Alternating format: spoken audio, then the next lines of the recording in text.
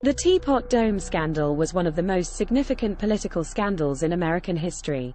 In 1921, Secretary of the Interior Albert Fall leased Navy petroleum reserves at Teapot Dome in Wyoming, as well as 2 locations in California, to private oil companies at low rates without competitive bidding.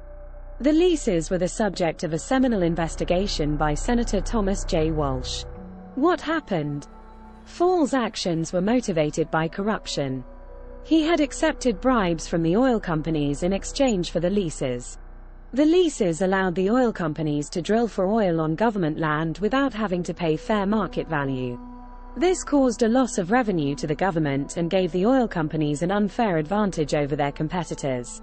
The investigation into the Teapot Dome scandal was led by Senator Walsh.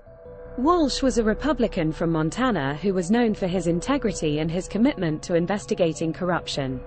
He spent 2 years investigating the scandal, and his findings were published in a 1924 report.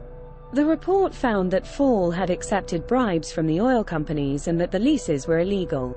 It also found that other government officials, including President Warren G. Harding, had been involved in the scandal.